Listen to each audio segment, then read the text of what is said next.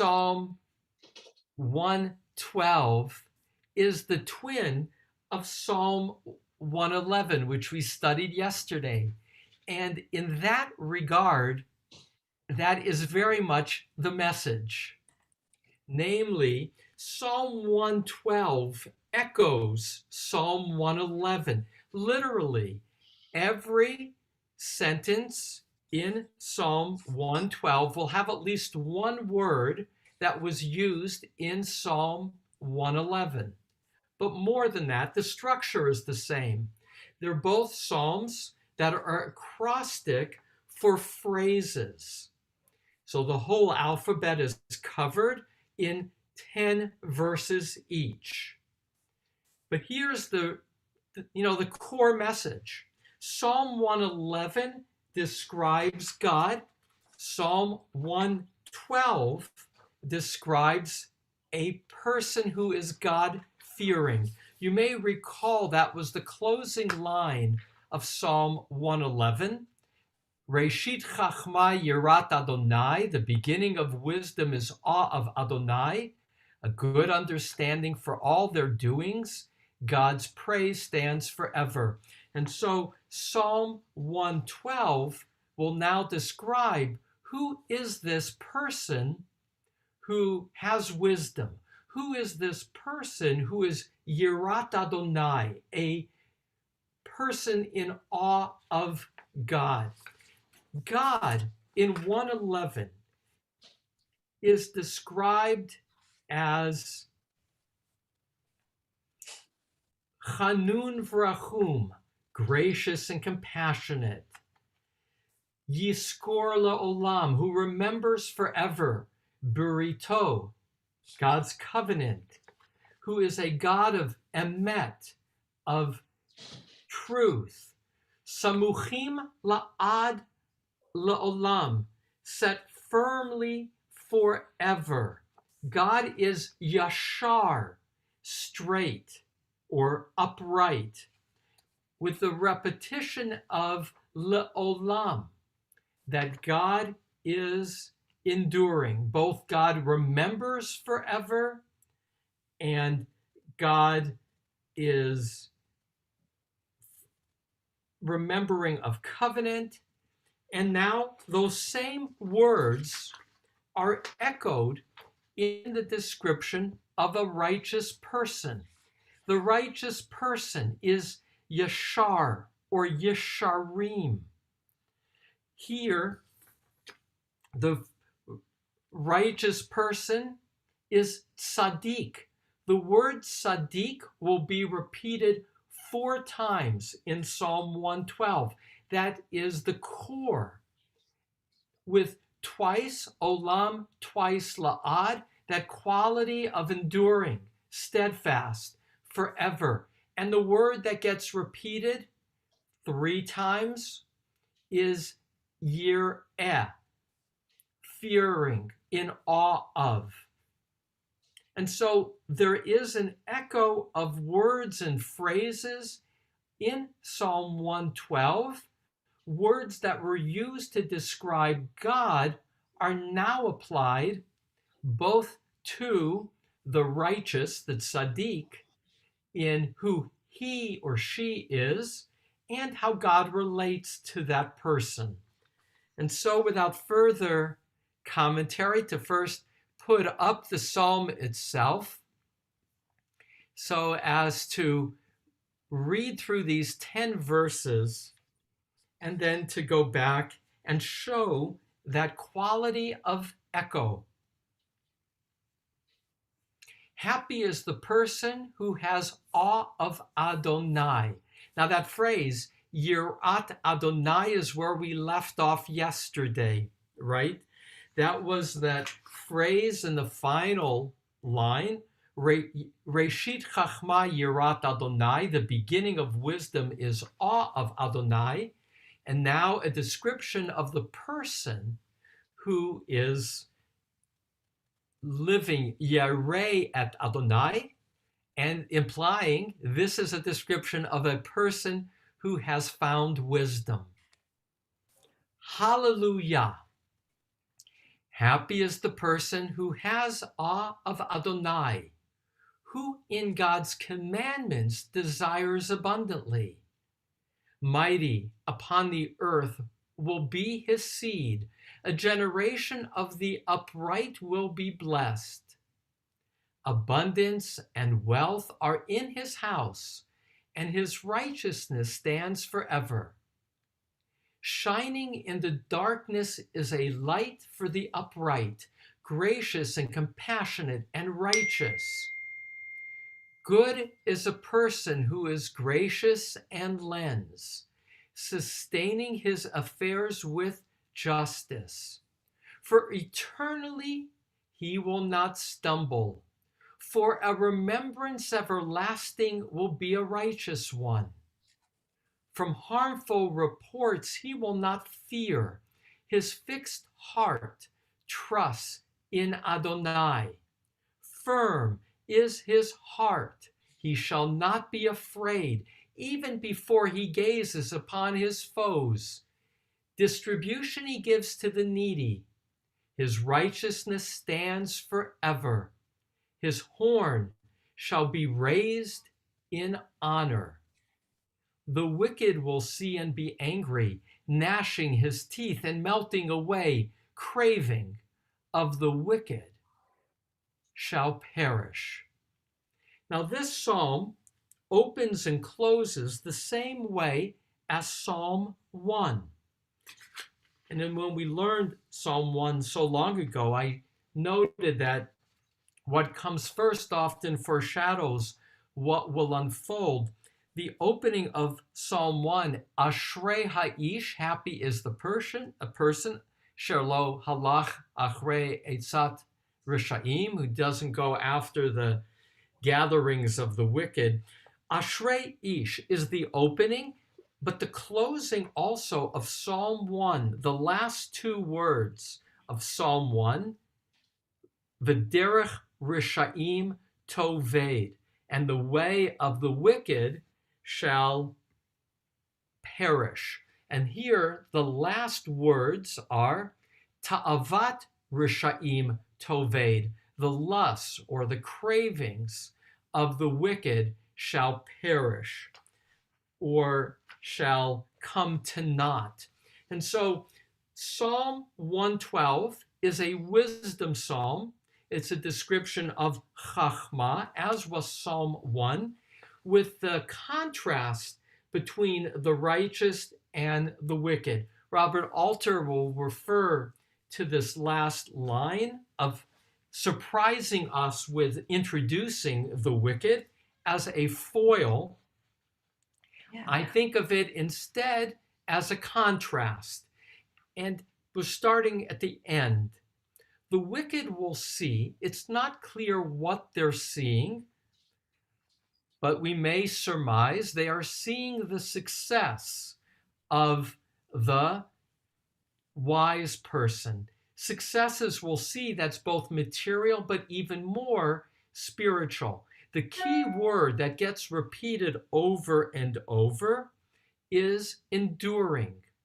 The righteous has a heart that is firm, that is samuch.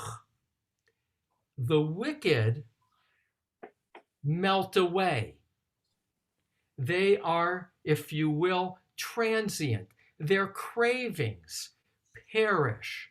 The contrast is between the wise, marked by living a life in awe of God, with the wicked, who aren't further described here, but they are seen as, again, the opposite, for whom there is anxiety, gnashing of teeth, in contrast to the wise, who we will see is in a state of equanimity, whose lusts are for the mitzvot. The wise, chafetz ma'od. That's kind of, if you will, the envelope. Here, the lusts of the wicked perish or are for naught. And in the opening verse, the desires, the chafetz ma'od, that which is desired abundantly, are for commandments, not for lusts, but for fulfilling the expectations of God. And so that's the point, counterpoint, and somewhat the envelope. Another dimension. And so that is the contrast and the envelope. So now to start from the beginning and share some commentaries.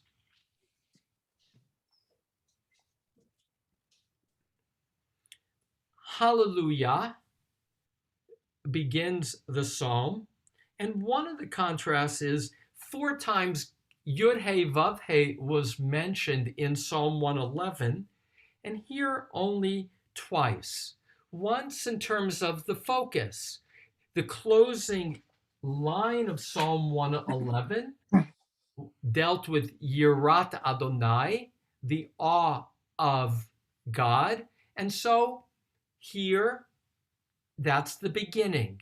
Yireh et Adonai and Ashrei Ish. Such a person not only has chachma, wisdom, but has happiness. Now the word Ashrei has this quality of enduring happiness. Some would use the word contentment in English, but in Hebrew, ashrei is used for that which is a ongoing state of being, of equanimity.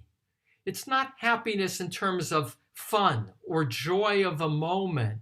It has to do with an inner quality marked by stability. B'mitzvotav, with God's expectations. And again, at the center of yesterday's psalm, literally the middle words were Yizkor le'olam brito, God will remember forever God's covenant. Here, covenant is the response. Mitzvotav are the human responsibilities as part of covenant. That is the desire, to live in relationship with God. Verse 2 begins the rewards. Such a person is first rewarded materially. It's kind of like Maslow, where there's the ladder of needs. And so this psalm in describing rewards begins with the physical. Verse 2, the first word. Gibor, mighty, often translated also as a hero, because usually Gibor in the Bible is a word for a military warrior. So it's a word for a warrior, mighty. In fact, the Targum, the translation into the Aramaic, which is a later translation, meaning not clear, 5th to 9th century, will say the mighty is the mighty of Torah, in Torah. That's where the battle is fought, linking it to mitzvot, to the doing of commandments. But this word gibor also can be related to materially successful. It's the word used to describe Boaz in the book of Ruth, chapter 2, verse 1. So as to say, mighty upon the earth can also mean mighty materially, prospering, which continues. His seed, which implies what is the first sought after material gift? Progeny, that you will be blessed with seed, children who will be strong, and all those elements. A generation of the upright will be blessed. And that is ambiguous. That can either refer to the progeny, who will also be upright, or it can refer to the person himself, that he will be blessed by having progeny. Abundance and wealth are in his house, and his righteousness stands forever. So he is financially sound because he has lived a wise, good life. Ibn Ezra will emphasize the relationship between the first part and the second as saying righteousness stands forever, to emphasize that he has obtained his success justly. He hasn't cut corners. He's been honest in how he has become materially successful. Now, verse 4 is the bridge between the physical and the spiritual rewards and description of who he is. Zarach b'choshech or leyesharim. Actually, let me point out one last piece. This last phrase, his righteousness stands forever.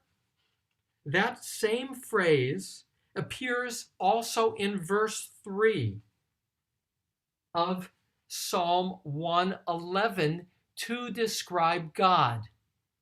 So here again, that echo. In verse 3 of Psalm 111, Hod v'hadar pa'alo, glory and majesty is God's activity. V'tzidkato omedet la'ad, and God's righteousness stands forever. The same words are now here used for the tzaddik, the righteous person. His righteousness stands forever. Okay, on to 4, and you'll see an interesting question. Zarach b'choshech, shining in darkness, or la'yesharim, is the light for the upright. Chanun v'rachum, gracious and compassionate, v'tzadik, and righteous. And here's the question. Is verse 4 referring to God bestowing a gift of light, or is it referring to the righteous person? I just shared with you how verse 3 literally has the same phrase, his righteousness stands forever, referring to God, and here is usually understood as referring to the person. And the commentators are divided. Most of them say this is God shining light into the darkness for the upright. And there is a related phrase in the book of Micah 7:8. Ki ashev b'choshech, although I sit in darkness, Adonai or li, God is a light for me. So here, the reward for the righteous is that when all seems dark, there is God's light. But the other way it's understood, like Benjamin Siegel will say, this is the one time, which would be maybe leaning toward the first interpretation, but human beings are never called in the Bible chanun v'rachum, gracious and merciful or compassionate, except Benjamin Siegel says here. Because verse 4 can be read, good as a person. Verse 5. Is verse 4 the beginning of the description of the righteous person, or is it the description of the reward? Now, great poetry is purposeful ambiguity, which is to say, it is probably both for the poet, or at least we can read it as both. And in reading it as both, as not only is how one is rewarded, but how one operates. Namely, verse 4 will say the righteous person shines light for the others who are upright, illuminating their darkness, and doing so because he, the righteous person, not unlike God, is generous. The word chen Chanun is giving, expecting nothing in return. Rachum, compassionate. Rechem, a womb, a motherly, unconditional love. V'tzadik, and righteousness. So the ambiguity of 4 sings to me. It's again the power of this psalm to say that the righteous person of Psalm 112, who is the, in creation we're told, Na'aseh Adam b'tzalmenu uchidmotenu. God says, let us make human, Adam, in our likeness and image. Here is being reflected in that likeness and image. Verse 5, Tovish chonenu malveh. And that same word, chanun, chonein, good is a person who is gracious and lends, sustaining his affairs with justice. Now here, lending is a very high level of generosity. In the Bible, you cannot lend for interest. Later, that will be legally defined as only within one's own Jewish community and allow lending to non-Jews, a whole separate conversation. But some people, the rabbis will comment, will not accept gifts, but they will accept a loan with the intent to give it back. And in an agricultural time, when the crop was bad, you needed to borrow in order to buy seed, in order to plant, to have a new opportunity. And Maimonides will say the highest level of giving is lending. The highest level of giving is honoring the dignity of a person to lend resources to allow them to become independent. And so good is a person who is gracious and lends. And again, right before the lending is the mindset of graciousness, that same word used to describe God, sustaining his affairs with justice. For eternally he will not stumble. Yimot can mean to collapse, to stumble, to totter. Here the image is you are steadfast eternally. Nothing is eternal except God. That's the word repeatedly used to describe God. But you will have an element of that quality of stability in your own life. For a remembrance everlasting will be a righteous one. And this can be referred to the reward that your name will be sustained. In Proverbs 10:7, Zecher Tzadik Livracha, the memory of a righteous person shall be for a blessing. So your remembrance, because of who you are, as this reflection of God's goodness, will be enduring. And here's equanimity, verse 7. Mishmu'a ra'ah, from a harmful hearing, a harmful report, lo yirah, you will not fear. Now, it's not clear what the report could be about. The report could be either about bad news in the world, but you won't be afraid, or it could be of slander of an enemy. It's left simply being a shmuah, which is to say, nothing will cause you to fear. My teacher, my beloved friend, Rabbi Jack Reamer, is listening in this morning. His dear friend, Rabbi Harold Kushner, wrote a book called Conquering Fear in honor of September 11th. And he emphasized, Rabbi Kushner, that in the Tanakh, the most repeated command and promise is, you shall not fear. You shall not operate from fear. So here, fixed will be your heart because of trust in Adonai. And doubling up on this image of the fixed heart, verse 8, Samuch libo le'olam. And that same phrase is used in verse 8 of Psalm 111, back to mirroring. Samuchim la'ad la'olam, describing God, set firmly forever and ever. Asuyim be'emet v'yashar, they are done in truth and uprightness. That is God's doings. Here, we who follow God's ways, what is the reward? Equanimity, a lack of fear. Our heart will remain unafraid even before he gazes upon his foes. And this is elliptical. Usually translations will throw in a couple words, even before he gazes upon his foes' defeat. He shall not be afraid at all times. With an eye on the clock, the last two verses, and then to pull this together. Pizar means scattering, so distributing.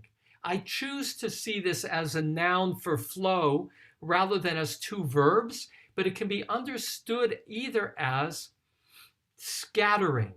He gives to the needy, his righteousness stands forever. So scattering has a sense of widely distributing to the needy, la'evyonim. And as we've seen, evyonim is not only financially, but emotionally needy.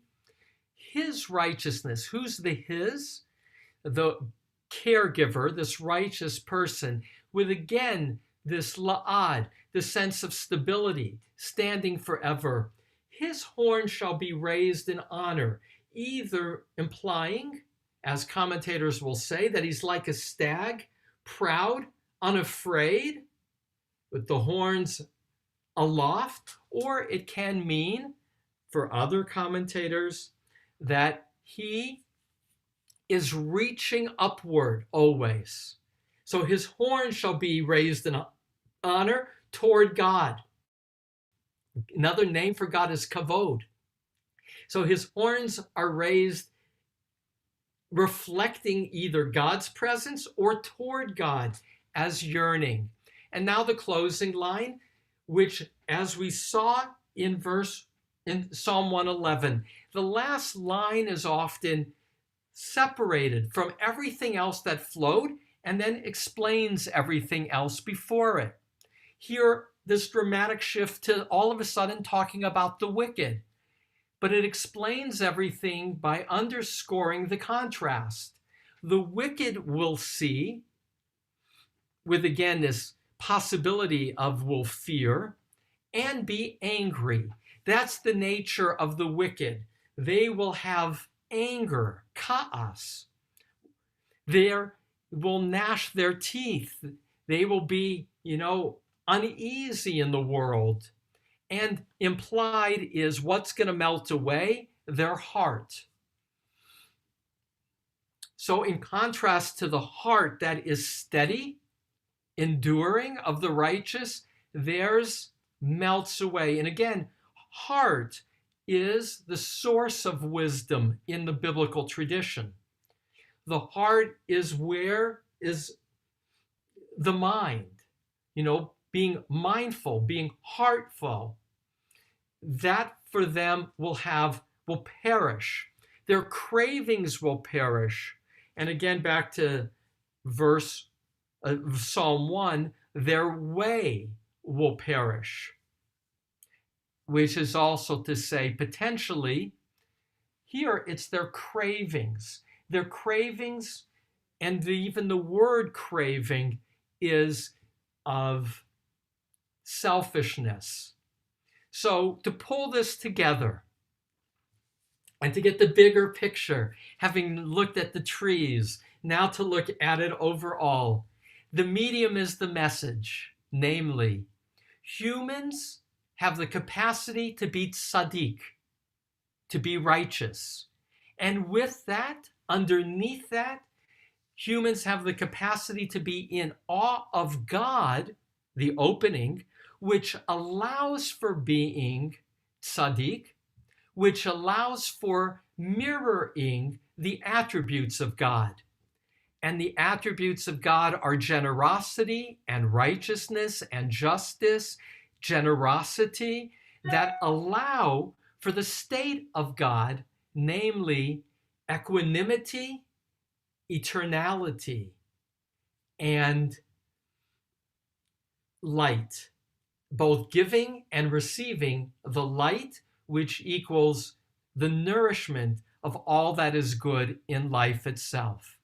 So, with that, I am eager to hear some of your reactions to Psalm 112.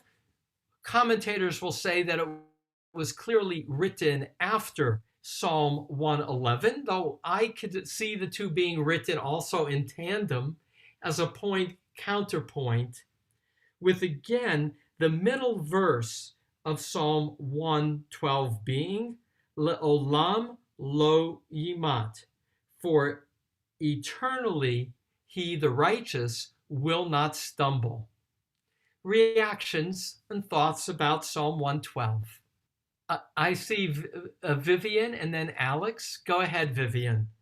I'm interested in the gracious lending line. I think it's number 5. Yes. Is that correct? Yes. Yes, because you won't mind, as a translator like yourself, I'm always careful of something of a structure like that. Does gracious team with lending in the sense that it explains why you lend? Or is it setting up two things? One, the way God gives absolutely, and I will not deny that I am influenced by the Christian and other senses of grace, but just giving.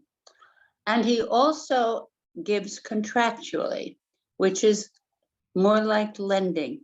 He gives us absolutely the fruit from which we make the wine. And he sets up a contract with us, as with Abraham and Isaac, that we expect to fulfill. So I think there I see perhaps a basis for the shift at the very end of the song. Anyway, that is. Any of us know, Vivian? Thank you. I do not know. Yeah. I don't speak Hebrew or read it. So you are sensitive. You are a sensitive reader and a translator and a teacher of literature. So let me react, Vivian, to your sensitivity of this phrase in verse 5, chonen umalveh, gracious and lends, with the question that Vivian raises: what's the relationship between grace and lending? And I love to go to the middle of what you shared, and that is God is gracious in entering into covenant, and yet it's like lending, in that there's an expectation that the generosity will be returned with faithfulness, with obedience even to the mitzvah. So yes, that's an aspect that I like. Also, in your question was, are they paired usually? Chonen umalveh, and I'm not aware of it being a usual pairing, but they are related.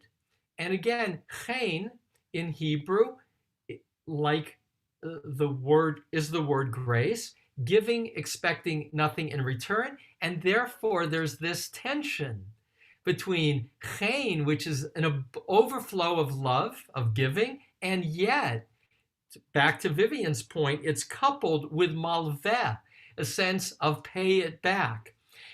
I'm giving it to you only to receive it back. But again, for the rabbis, that's also the highest level of charity. You give when you can give back, that's honoring the dignity of the other. And so that's where giving and graciousness do go together. I will say one more thought that relates to that, and then Alex had his hand up, and that is in verse 9, there's a description not of lending, but of charity. And the opening word is very unusual there, and that is pizar, which I shared means literally to scatter, natan, scatter, give, la'evyonim, to the needy. So that's different than lending, that's giving. And what there is as a commentary to the scattering is a commentary of Maimonides, which is that it is better to give to many 1,000 gold coins to one person each than to give 1,000 gold coins to one person. And he will explain that the goal of giving repeatedly is to inculcate the habit and the mindset of being a giver. And therefore, it's better to do it repeatedly than one big time. And that's a play here in verse 9, Pizar Natan, scattering giving to the needy is his righteousness, and will stand forever. Alex, go ahead. You had a comment. Yeah. First of all, I'd like to thank you for your interpretation. I think it's spot on. And I also want to note that verse 9, together with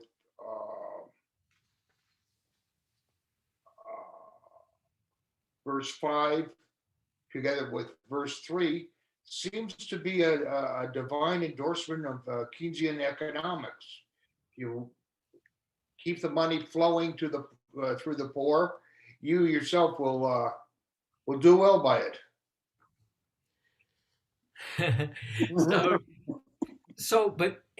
So clearly, there is this notion of on two counts. One, it's the opening, mitzvotav chafetz ma'od. In his mitzvot is one's desire. So one does it as an expression of relationship with God, because back to Psalm 111, God's nature is to be generous. God in verse 5 of 111, food is given to those in awe of God. God is the God who is generous. And so that's part of modeling being like God. But as Alex notes here, and this again has a human audience, the psalm, if you fulfill the word of God, God will be good to you and you will have abundance and wealth. Now, the rabbis, of course, know that not everybody who is good is necessarily wealthy. And all the Psalms, all religious language can, of course, be understood more metaphorically, spiritually, than necessarily materially. Though here, there is clearly the sense of materially, because you have resources to lend, to give, to distribute. And so that's the promise. Keynesian economics, you help the poor, you help yourself. Other comments or reactions? Howard, go ahead. Rabbi, I must say, it just came to me now as the discussion. I love this idea, this thought, whatever you want to call it, that we have a soul, and God, Adonai, gives us this body for a while. And what is the ultimate gift of the body? To experience this earth, but then it's also taken away. Yeah. So we're loaned this body, thankfully, and after a while, that's taken away. So that just a thought that came to me. It's the ultimate loan. The ultimate loan. So that is the rabbinic tradition, that our bodies are a vessel, that are the container for the soul which is enduring, and the body which is transient. And one other comment in that regard of Howard's, and that's to link it to Alex's previous comment, verse 3, abundance and wealth are in his house, and his righteousness stands forever. And Rabbi David Kimchi, the commentator, will say regarding this phrase, V'tzidkato omedet la'ad, which again is a phrase used in Psalm 111 to describe God in verse 3.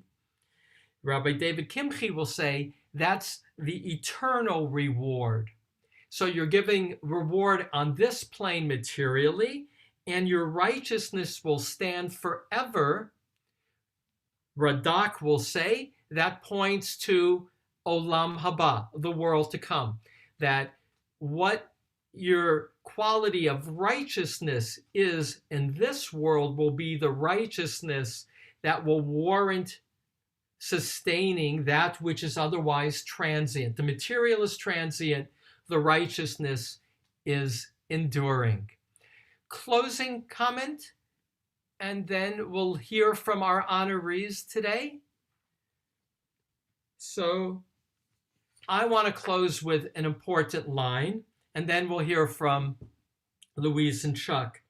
And that's the opening and closing of this psalm. The key motif is Yirat Adonai. That was the closing of 10, right?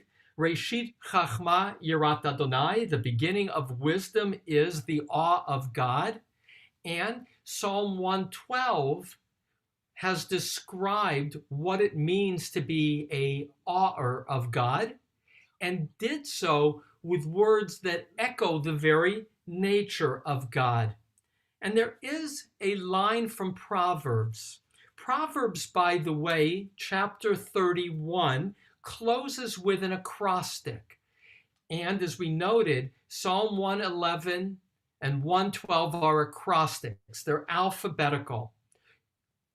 And that allows for us to memorize them more easily, for them to be symbolically from A to Z, wholeness. And so Proverbs 31, 10 to 31, each verse begins with one of the alphabet, and the second to last line in describing the model woman is this famous line, Sheker hachein. Graciousness can be a lie, can be deceptive. Graciousness, how a person presents themselves. They can appear generous, but even generosity to a great narcissist is only to fulfill the needs of the narcissist, not genuinely to help. Sheker hachein. It can be deceptive. Hevel hayofi. Beauty can be fleeting or vain, insubstantial. So even graciousness can be deceptive. Appearances of even attractiveness can be insubstantial.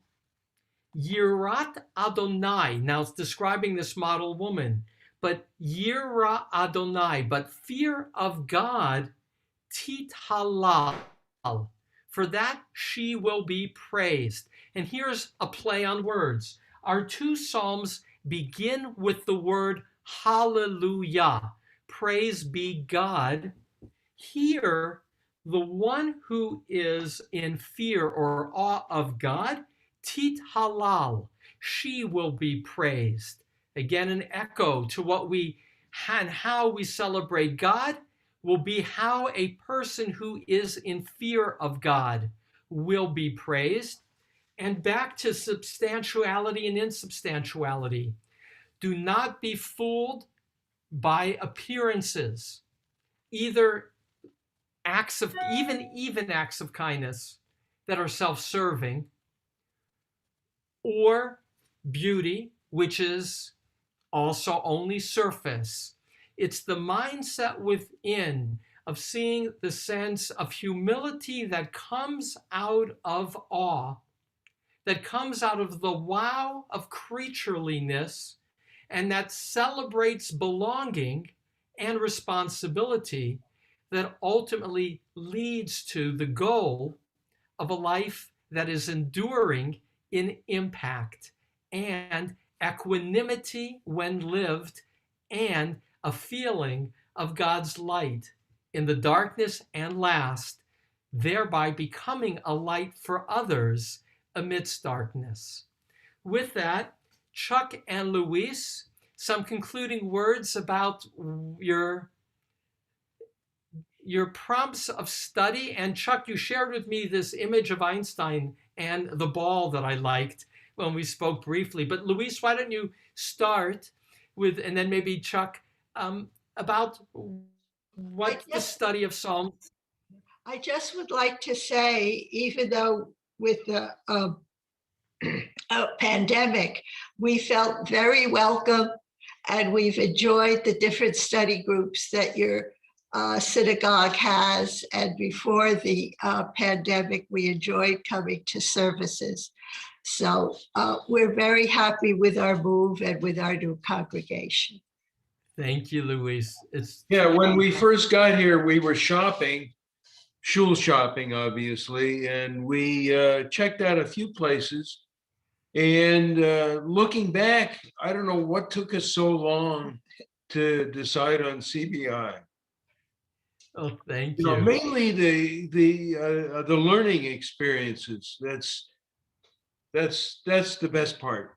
Thank you. So, I grew up in San Diego, moved to San Francisco after high school, became an obnoxious San Franciscan, which I'm very proud of. Went to Cal and then went to Oregon State. We met in Hillel. But learning is very important to us. You know, I'm an engineer and I have this compulsive urge to know how things work.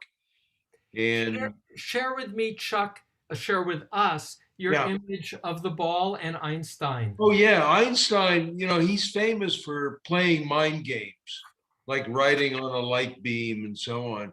One of my favorite, he said, let's assume everything you know is in a balloon. And the surface of the balloon represents the interface of things you don't know. You're aware of things you don't know. You just don't know them. If you learn more, the balloon gets bigger. The surface gets bigger and you're more aware of things you don't know. So often when you learn something, you know, I mentioned before, when I went to college, I went to synagogue for the first time, got a book called Festivals of the Jewish Year by Theodore Gaster. And I said, I'll read a book and I'll know about the religion. So I read this book, ended up with more questions than I had before. And now I have more questions than I've ever had. It kind of builds on itself. By the way, an aside about acrostics, Ashrei, why isn't there a nun? That's a homework assignment. Right? Why did the nun nafal? Yes, First letter, nafal why was did it the fall word. out? And I Yes. will add, there is a Dead Sea Scroll that has been found with the nun in the Ashrei.